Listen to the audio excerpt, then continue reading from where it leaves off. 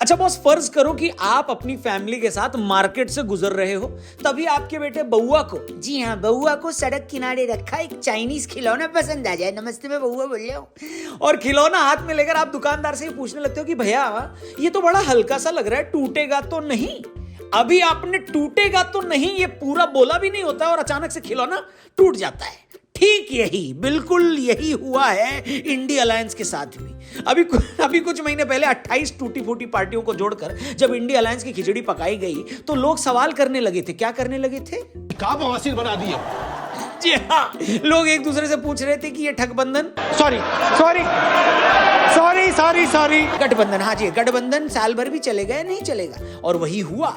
अपना पहला बर्थडे मनाने से पहले ही इंडिया अलायंस से निकलकर IN अलग चला गया, DI नाली में बह गया और गठबंधन के सारे बंधन तोड़कर पहली फुर्सत में निकल, जी हाँ पहली फुर्सत में निकल ली।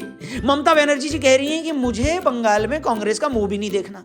आपके भगवंत मान कह रहे हैं कि हम पंजाब में अकेले लड़ लेंगे। और बिहार में पलटा धीराज नीतीश बाबू तो इंडी में है भी या नहीं ये किसी को मालूम ही नहीं है। सरप्राइज! हो सकता है जब तक हम ये वीडियो पोस्ट करें वो 7 रेस कोर्स की छत पर मोदी जी के साथ पतंग उड़ा रहे हो और लालू यादव नीतीशवा की बुराई करने के लिए गूगल पर बेवफाई की शायरियां ढूंढ रहे हो। दे देंगे, दो मुक्का नाच के गिर जाओगे। खैर कुछ भी हो सकता है बाबू भैया, कुछ भी। ट्रैफिक सिग्नल पर मिलने वाले चाइनीज चार्जर की तरह इंडी गठबंधन ज्यादा नहीं चलेगा, ये सबको पता था। मगर इस फटे टायर में से इतनी जल्दी हवा निकल जाएगी, इसका वोडाफोन एयरटेल इसका आइडिया किसी को था ही नहीं। कोई नहीं तो भैया क्यों टूट रहा है इतनी जल्दी इंडिया अलायंस? क्या इन पार्टियों को अपने अपने लालच मार गए? क्या राम मंदिर की प्राण प्रतिष्ठा से बीजेपी को मिले भारी समर्थन से ये लोग घबरा गए हैं? या फिर इंडिया अलायंस को इतनी जल्दी खत्म मान लेना या फिर हल्के में लेना ठीक नहीं होगा?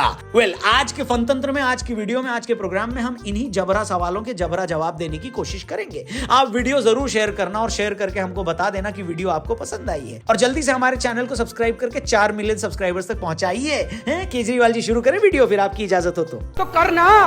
नमस्कार दोस्तों, जय हिंद, जय श्री राम। मेरा नाम रौनक है और हमारे प्रोग्राम का नाम फनतंत्र रखा गया है। और बड़ी सीधी सी बात है दोस्तों, आज से 1 साल पहले यानी 2023 में कई रीजनल पार्टियों को ये अच्छे से समझ में आने लगा था कि अगर 2024 में मोदी को हराना है तो हमें साथ में आना ही होगा, क्योंकि अकेले अकेले बीजेपी से लड़कर 2024 क्या 2084 तक भी पावर में हम लोग नहीं आ सकते। बात तो सही है।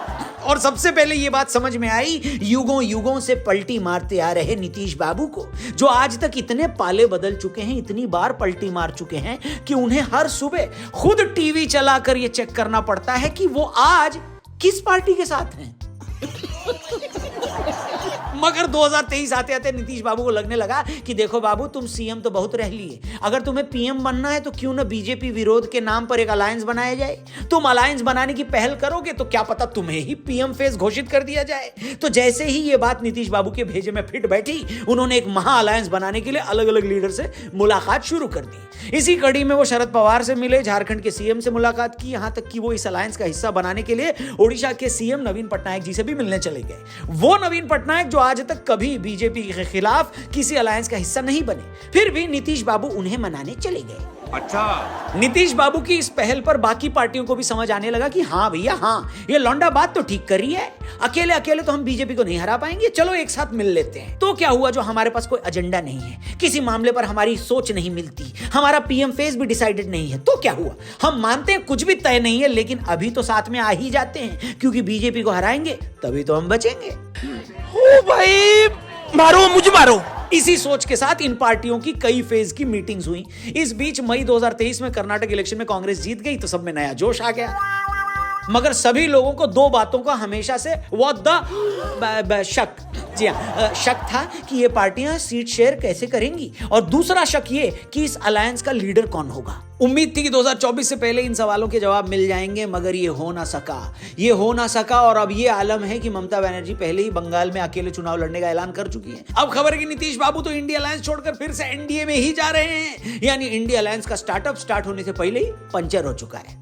स्टार्टअप में शामिल हर पार्टी चाह रही है कि गाड़ी का स्टीयरिंग उसके हाथ में दिया जाए। यहां हर किसी को विंडो सीट पर बैठना है, यहां कोई पीछे वाली सीट लेना ही नहीं चाहता, क्योंकि पीछे बैठने पर उन्हें उल्टी आती है। और हर किसी की यही ख्वाहिश है कि उनके लोगों को गाड़ी में ज्यादा से ज्यादा सीटें दे दी जाए, फिर भले ही दूसरी पार्टी के लोगों को डिग्गी में लेट कर आना पड़े। इसी लड़ाई में न तो गाड़ी आगे चल पा रही है और न ही कोई अंदर बैठ पा रहा है। और इंडिया अलायंस के बहाने में थोड़ा स्टार्टअप पर बात करूं तो इन लोगों का हाल देखकर आप अंदाजा लगा सकते हैं कि बिजनेस में भी किसी नए स्टार्टअप को शुरू करना कितना मुश्किल होता है। पहले एक यूनिक आइडिया ले आओ, फिर अपनी सोच वाले लोगों को साथ जोड़ो, फिर फंडिंग ले आओ और फिर बिजनेस को प्रॉफिटेबल बनाओ। इसीलिए जो स्टार्टअप आज की डेट में चल पा रहे हैं और प्रॉफिट कमा रहे हैं, हैट्स ऑफ है उनको। फिर चाहे जोमैटो, ओला हो, ओयो हो या फिर इनके तरीके के और भी स्टार्टअप्स। जिन लोगों ने भी इस फील्ड में जगह बनाई है, हम समझ सकते हैं कि उनकी जर्नी कितनी टफ रही होगी। ऐसी ही स्टार्टअप वर्ल्ड से जुड़ी एक कहानी रिलीज हुई है Amazon मिनी टीवी पर। नाम है हसलर जुगाड़ का खेल। देखिए इसे Amazon मिनी टीवी पर बिल्कुल फ्री।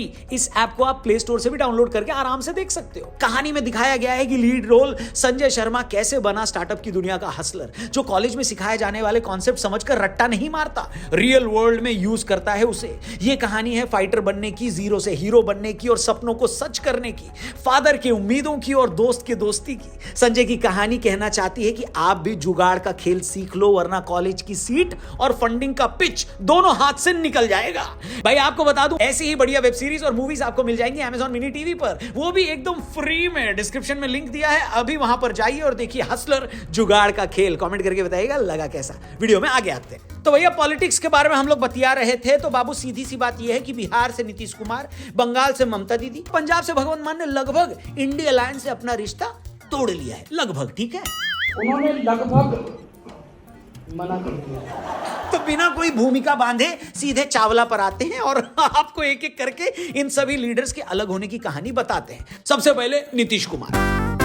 तो भाई साहब ये लगभग तय हो चुका है कि नीतीश बाबू इंडिया अलायंस छोड़कर फिर से एनडीए की गोदी में जाकर बैठने वाले हैं। इस बीच वो ना आरजेडी के लीडर से मिल रहे हैं और न ही उनके फोन उठा रहे हैं। उन्होंने अगले 2 दिनों के अपने सारे कार्यक्रम रद्द कर दिए हैं और ऐसा लगता है कि वो जल्द ही इस्तीफा देकर फिर से बीजेपी के साथ सरकार बना सकते हैं। और ऐसा हुआ, जो कि साफ है कि होगा ही, तो ये इंडिया अलायंस के लिए अब तक का सबसे बड़ा झटका होगा। मतलब जिन नीतीश बाबू ने बीजेपी को 2024 में हराने के लिए इंडिया अलायंस को बनाने की पहल की थी, वही नीतीश बाबू इलेक्शन से पहले ही फिर से बीजेपी के साथ जा रहे हैं। इससे ज्यादा भद्दा मजाक इंडिया अलायंस के साथ और क्या होगा। इसके पीछे 2 कारण हैं, दोनों को एक एक करके समझते हैं। पहली बात तो जिसका जिक्र मैंने शुरू में कर दिया था कि नीतीश बाबू कहीं ना कहीं उनकी इच्छा थी प्राइम मिनिस्टर बनने की। इसी चक्कर में इंडिया अलायंस की ये सारी मुहिम शुरू की गई। उनको लगता था कि वो इस गठबंधन को लीड करेंगे। वो इतने वक्त तक बिहार के सीएम रहे हैं तो सब उनके नाम पर मान जाएंगे, उनको ऐसा लग रहा था। मगर वक्त के साथ उन्हें किनारे कर दिया गया। वो समझ गए कि यहां दाल गलने वाली नहीं। इस बीच आरजेडी की तरफ से भी उन पर लगातार ये प्रेशर था कि वो सीएम पद की कुर्सी खाली कर दें और तेजस्वी को इलेक्शन से पहले ही मुख्यमंत्री बना दें। और इस बीच हुआ क्या? इस बीच हुआ ये कि अयोध्या में भव्य राम मंदिर की प्राण प्रतिष्ठा हो गई। उस पर बीजेपी और मोदी जी को देश भर में जैसा समर्थन मिला वो भी सबने देख लिया। और जैसा कि नीतीश बाबू हमेशा से मौके को भांप लेते हैं, नीतीश बाबू को समझ में आ गया कि ऐसे माहौल में बीजेपी तो हारने से रही। बिहार इलेक्शन के बाद सीएम की कुर्सी भी चली जाएगी। मतलब न तो इधर सत्ता में रहेंगे न उधर सत्ता मिलेगी।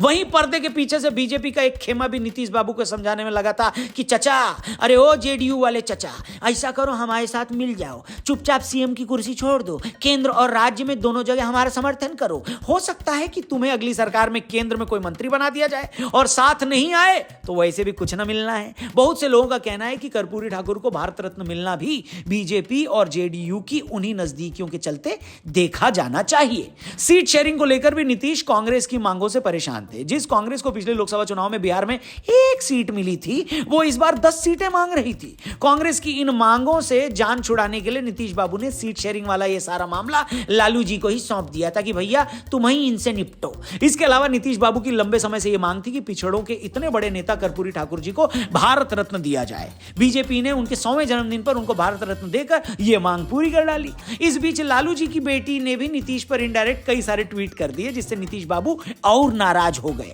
और रही सही कसर भी पूरी हो गई। जानकारों की माने तो यह तो सिर्फ कुछ वक्त की बात है कि कब नीतीश कुमार आरजेडी और इंडिया अलायंस से अपना नाता तोड़कर बीजेपी और एनडीए के साथ आ जाएं। और ऐसा हुआ तो पलटियों के इतिहास में नीतीश कुमार का नाम स्वर्ण अक्षरों में लिखा जाएगा। बस डर यह है कि वो नाम भी बार बार पलटी न मार जाए।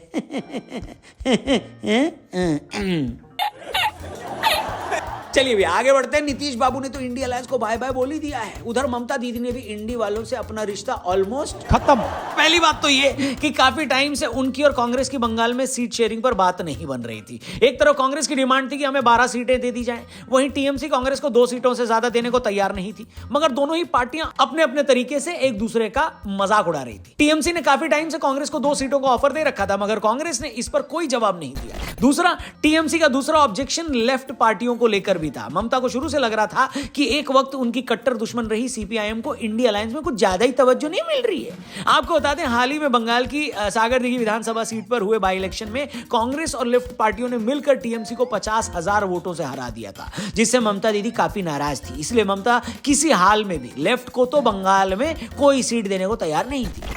ममता की नाराजगी का तीसरा रीजन था बंगाल कांग्रेस के चीफ अधीर रंजन चौधरी के लगातार आते उल्टे सीधे बयान। अधीर रंजन चौधरी डायरेक्ट इनडायरेक्ट तरीके से ममता बनर्जी पर अटैक कर रहे थे। उन्होंने दीदी को मौका परस्त तक बता दिया। यह बात भी ममता को बिल्कुल पसंद नहीं आई कि चचा, अरे ओ चचा, जब तुम हमारे साथ ही मिलकर चुनाव लड़ना चाह रही हो तो कम से कम हमारे खिलाफ तो बकवास तो मत ही ना करो।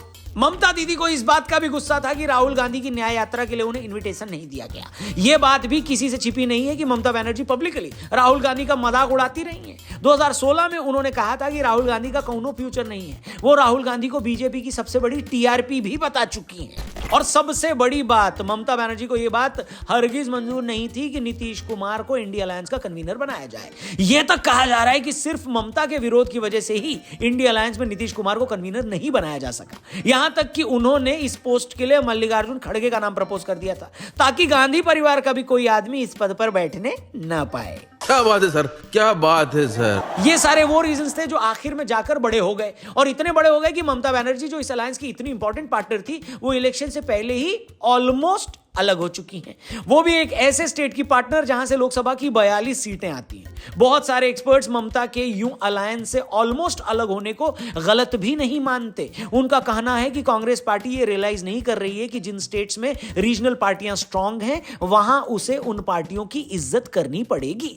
कांग्रेस को पास्ट में जीना बंद करना पड़ेगा। उसे यह सोचना बंद करना पड़ेगा कि कभी हम यहां पर कितने बड़े थे। बंगाल में भी कांग्रेस ये समझ नहीं पाई, जिस वजह से ममता दीदी ऑलमोस्ट क्या हो चुकी हैं केजरीवाल जी, उन्होंने लगभग मना कर दिया। इसके अलावा पंजाब में पिछली बार कांग्रेस पार्टी 13 में से 8 सीटें जीती थी, मगर वहां आम आदमी पार्टी अकेले लड़ने के मूड में है। आपको लगता है कि हमें असेंबली इलेक्शन में इतनी बड़ी जीत मिली है तो हम लोकसभा में भी 10 सीटें तो ले ही आएंगे। इसके अलावा आज कांग्रेस पंजाब में बिखरी पड़ी हुई है। सिद्धू किनारे कर दिए गए हैं, चन्नी का कुछ पता नहीं है, कैप्टन पहले ही पार्टी छोड़ चुके हैं। इसलिए पंजाब के सीएम भगवंत मान ने बोल दिया है कि हम तो यहां अकेले ही लड़ेंगे। हैरानी इस बात की है कि अभी तो इलेक्शन 3 महीने दूर है और अभी से इस इंडिया अलायंस की पार्टियां इस टूटते जहाज को छोड़कर जाने लगी हैं। आने वाले दिन में जब सीट शेयरिंग पर और बात होगी तो शायद बची खुची पार्टियां भी भाग जाएं। इंडिया अलायंस की इस अकाल मृत्यु के पीछे 2 बड़ी साफ वजह समझ में आती हैं भैया, क्लियर है एकदम। पहली बात तो यह कि किसी भी अलायंस को लीड करने के लिए एक बड़ी पार्टी चाहिए होती है। इस केस में कांग्रेस वो रोल पूरा नहीं कर पा रही। न कांग्रेस रीजनल पार्टियों को रिस्पेक्ट देते हुए उनके लिए सीटें छोड़ने को तैयार है, और न ही उनके पास ऐसी लीडरशिप है कि लोगों को लगे कि ये आदमी मोदी को टक्कर दे पाएगा बॉस।